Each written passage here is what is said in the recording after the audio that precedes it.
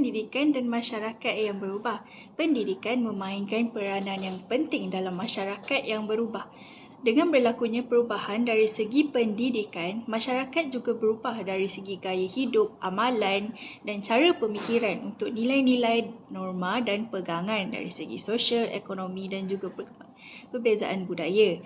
Pendidikan berfungsi sebagai asas utama yang membentuk masyarakat dan mempersiapkan individu untuk menghadapi perubahan yang berlaku. Dengan bantuan pendidikan, individu dapat mempelajari konsep-konsep dan prinsip-prinsip yang relevan dengan dunia yang berubah ini. Dari aspek pendidikan, telah berlaku banyak perubahan dan kemajuan seperti dahulu belajar secara tradisional dengan memfokuskan guru. Namun sekarang, pendidikan lebih bersifat terbuka untuk interaksi guru dan murid ketika sesi PDP dan wujud perkembangan seperti pendidikan abad ke-21. Antara aktiviti pendidikan abad ke-21 adalah seperti aktiviti Think, Pair, Share di mana guru memberikan topik, murid berkongsi dengan rakannya dan berkongsi dengan yang lain. Pendidikan memainkan peranan untuk memperkenalkan dan mempertahankan tradisi dan nilai-nilai seperti adat, istiadat, norma sosial, agama dan warisan budaya yang diwarisi dari generasi sebelumnya. Contohnya adalah alat muzik tradisional, perayaan setiap budaya, sejarah bagi setiap budaya dan tarian tradisional. Pendidikan juga memberi peluang kepada individu untuk belajar, memahami dan mendapat pendedahan mengenai perubahan yang berlaku dalam persekitaran mereka.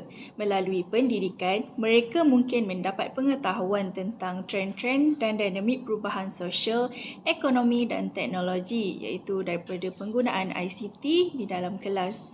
Pendidikan silang budaya. Pendidikan memainkan peranan penting dalam menggalakkan persefahaman dan toleransi antara budaya. Individu boleh mengembangkan sikap saling menghormati kepelbagaian dan usaha untuk bekerjasama dalam konteks pelbagai budaya. Dengan berlakunya pendedahan mengenai masyarakat yang berubah ini, individu dapat lebih menghargai perkembangan yang berlaku kini dari segi perkembangan industri, perubahan nilai dan norma masyarakat ke arah yang lebih baik dan perkembangan dari segi pendidikan yang kini kian berkembang pesat. Individu akan memiliki kesedaran dan lebih berpegang teguh kepada asal-usulnya dengan bantuan sektor pendidikan dan memberi pendedahan amalan dan sejarah masyarakat dahulu walaupun sudah berkembang maju.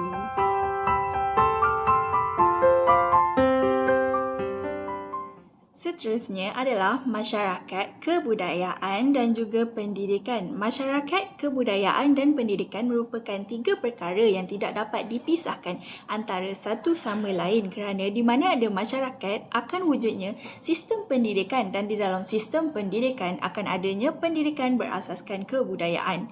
Masyarakat adalah komuniti manusia berbilang bangsa dan budaya yang tinggal bersama-sama di sesuatu tempat dengan cara dan aturan tertentu. Masyarakat berbilang bangsa di Malaysia terbahagi kepada tiga iaitu Cina, Melayu dan India dan masing-masing memiliki budaya masing-masing.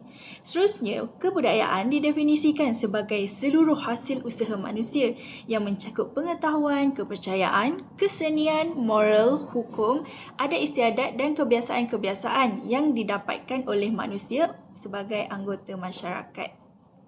Sebagai contoh, kebudayaan dari segi alat muzik seperti kompang bagi kaum Melayu, gendang bagi kaum Cina dan tabla bagi kaum India dan tarian-tarian tradisional seperti tarian zapin bagi Melayu, tarian singa bagi Cina dan tarian bhangra bagi kaum India. Pendidikan pula ialah proses mendidik. Pendidikan juga adalah ilmu yang merujuk kepada ilmu didikan, latihan dan pengajaran dari seorang pendidik kepada seorang penuntut ilmu. Pendidikan kebiasaannya terbahagi kepada 4 iaitu prasekolah, pendidikan rendah, pendidikan menengah dan pengajian tinggi. Sekolah dan masyarakat perlulah bekerjasama untuk mengajarkan generasi muda mengenai budaya masyarakat lain dan masyarakat sendiri dan memahami budaya yang diamalkan oleh kaum-kaum lain seawal usia.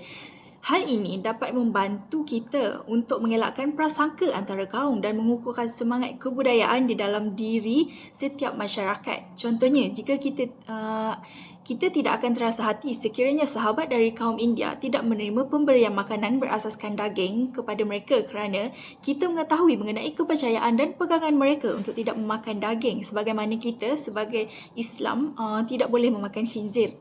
Penerapan budaya kebiasaannya bukan sahaja berlaku di rumah, malahan juga berlaku di sekolah. Penerapan budaya tidak memfokuskan kepada penerapan secara pendidikan formal tetapi juga berlaku dalam pendidikan yang tidak formal, iaitu seperti mengadakan program-program yang berasaskan kebudayaan yang memberikan pendedahan kepada masyarakat ataupun individu kanak-kanak di sekolah kepada mereka secara tidak sedar. Sebagai contoh, sambutan perayaan bukan sahaja perayaan Hari Raya Aidilfitri tetapi juga sambutan perayaan seperti Tahun Baru Cina yang menerapkan tentang budaya-budaya lain.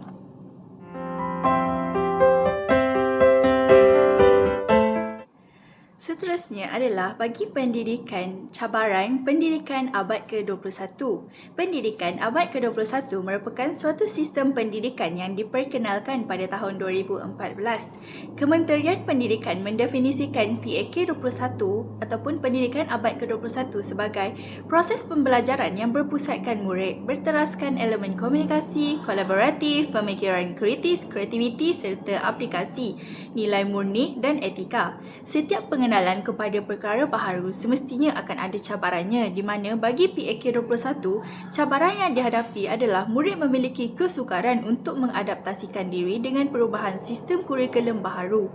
Perubahan sebegini akan mempengaruhi norma kebiasaan murid dan hal ini akan mempengaruhi prestasi mereka di dalam kelas kerana akan ada pihak yang boleh mengadaptasi dengan mudah, namun akan ada juga yang mengalami kesukaran mengadaptasikan diri dengan sesuatu perubahan.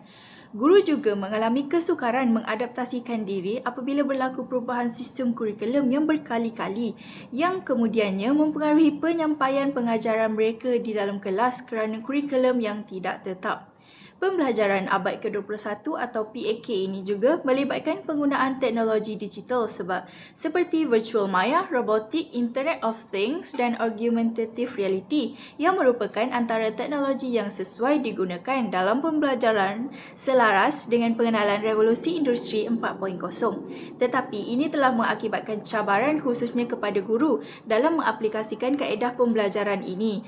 Hal ini adalah kerana pendekatan ini memerlukan kemahiran dalam penggunaan ICT, asas teknologi dan fleksibiliti guru untuk menyediakan sesi pembelajaran yang berkonsepkan PAK-21.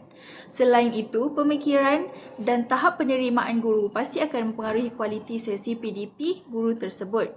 Berdasarkan kepada peranan guru bagi PDP pada masa kini, fungsi guru bukan hanya mengajar seperti yang berlaku pada sistem pembelajaran tradisional dahulu atau istilah yang digunakan iaitu chalk and talk. Namun, mereka perlu mengadakan sesi PDP yang memenuhi kriteria PAK-21 yang melibatkan penggunaan gaya pembelajaran yang memerlukan murid berfikir, menganalisis, menyelesaikan masalah dan membentuk pembelajaran kendiri serta banyak lagi. Sekiranya guru tidak dapat menerima dan mengaplikasikan sistem pendidikan baru ini, PAK-21 tidak akan berlaku dan mereka akan kembali kepada sistem pendidikan lama.